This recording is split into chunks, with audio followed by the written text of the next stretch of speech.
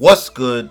Welcome back to the channel. Today we are back, but today we're doing something a little bit different. As you can see in the title, today we're going to be talking about what 2K can do to make NBA 2K great again. Now, I've been playing 2K for a very long time. I think my first 2K was 2K9, even though I was like super young. But if you're familiar with this franchise, then you should know that the games just don't hit the same anymore. They're not as fun. They die out super early.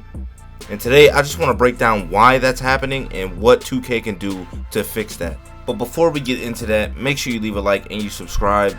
If you agree with anything I say in this video, or even if you disagree, make sure you leave it in the comments. Let your opinions be heard. And yeah, let's jump right into it. Alright, so the first thing we're going to talk about is microtransactions. I mean, I think everybody can agree they've gotten out of hand. 2K makes a big bag of microtransactions alone every single year. And honestly, it's disgusting. Bro, look at these prices. This is crazy. Imagine spending $70 to $150 on this game, then having to spend another $50 to buy packs or upgrade your player or buy cosmetics. Like, it's gotta stop. It absolutely has to stop. In my opinion, they should 100% bring back skill points and only leave VC for cosmetic items only.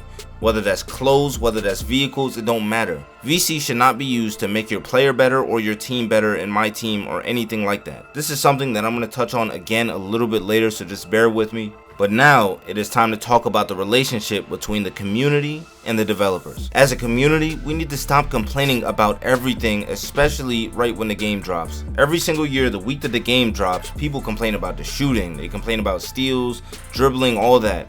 Bro, your player is not even upgraded yet. You didn't even get a chance to get all your badges, but you're complaining about shooting and dribbling. Of course you're not going to be able to shoot how you're supposed to shoot yet. I say give it at least a month before you start complaining about something and asking for something to be patched. And honestly, for the developers, you need to stop patching so many things. There's a certain portion of the community that really shouldn't be listened to because they really don't understand the game or understand basketball. So their complaints should be completely ignored. Listen to people that actually play the game, that actually understand how to play basketball, and they play the game the right way. Stop listening to bums that just want to cheese and make the game easier for themselves. Patches should come when something is actually broken. If somebody glitches the game or there's some bug or something, that's when you should patch the game. Don't fix shooting because people are complaining about it in the first week. Don't nerf steals because everybody's getting ripped because they have no ball handle. All I'm saying is give yourself time to actually understand the game before you ask for something to be patched. And developers, don't just listen to anybody when they say patch this or patch that. Patch what is broken and then worry about the rest later. Also, it would be nice if these developers could stay connected to the community a little bit longer than usual. Every year after a couple months, they end up ghosting the community and leaving us to just deal with the game as it is. Like, if they just stayed around till probably March or April, that's fine, because obviously they need to work on the next 2K as well. But with them being active members of the community, that would ultimately make the game better. Alright, now it is time to talk about all, or at least a majority, of issues with the gameplay. And I'm gonna be honest, the game is not as bad as people say it is. It could be a lot worse. In my opinion, this is definitely one of the better 2Ks that have come out in the 2020s. But nonetheless, this game still has some glaring issues that need to be addressed. Alright, we're gonna talk about my career, and we're gonna talk about grinding out your player. There was a point in time where you started at a very low overall,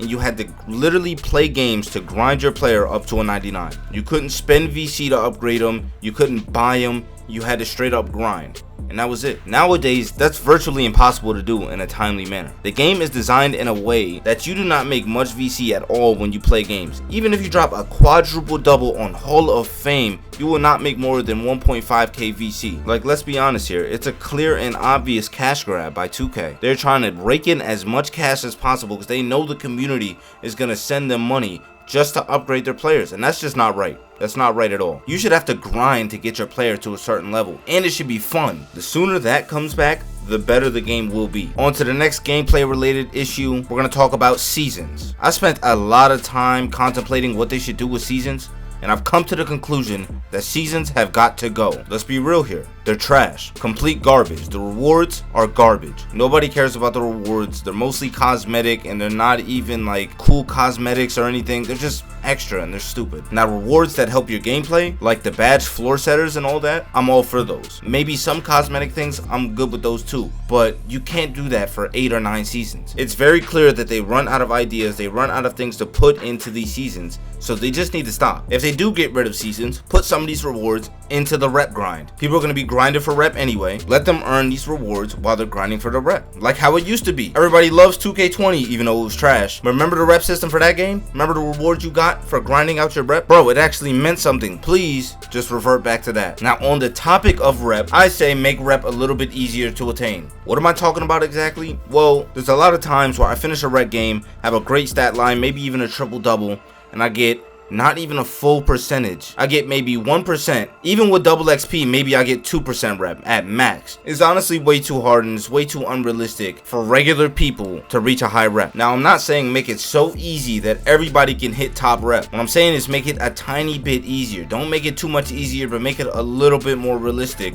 So I'm actually being rewarded with rep for having a good game. Okay, let's talk about the badge system. I personally like the badge system. I love the new badge system that they implemented in this game. I just have one complaint, and I'm pretty sure everybody knows what it is. It's badge regression. Bro, it's terrible. It's so trash. They need to get rid of it if they're gonna keep the same badge system. Just think about it. There are certain games where you're matched up with a certain individual, maybe a lockdown or something like that, and you have to adjust your play style in order for your team to succeed. Therefore, you won't be using certain badges that you normally would use, and because of that, you'll get penalized and lose badge progression on those badges. That's dumb. I fully understand what they were trying to do, but they just gotta stop. They gotta cut it out. And if they're gonna keep this badge system, get rid of badge regression, please. And speaking of badges, my next point is to make the game less badge dependent. What do I mean by that? Let's use the 3-point rating for example. In this game, you can put your 3-pointer at a 70 something, 74, 73 maybe, and be perfectly fine because the badges will carry you. They will help you out. They will help you shoot threes.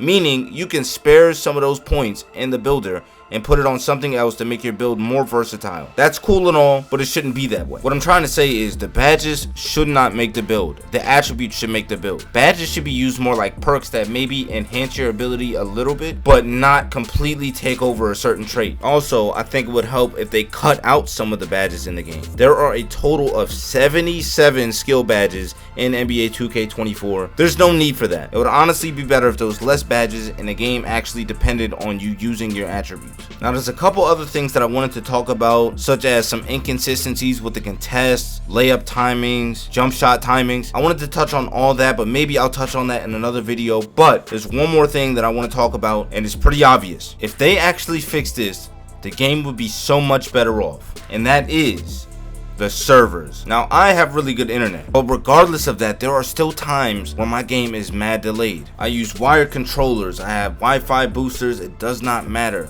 The delay will always be there. There's no escaping it. They just need to fix it. And there's also been a couple of times where I've lagged out of games. Not even lagged out, but they say the thing where there's an error in the gameplay, so they have to kick you out, but it won't be counted on your record, blah, blah, blah. That is something that needs to be fixed. It's something that the WWE 2K developers should look into. Alright, that's gonna do it for this one. Thank you for tuning in. I really hope you enjoyed. This is all just my opinion. This is just my thoughts. If you enjoyed, make sure you leave a like and you subscribe. If you agree with anything or disagree with anything, make sure you leave a comment and let me know what you think. Appreciate you for tuning in. Thank you, and I will catch you in the next one. Peace.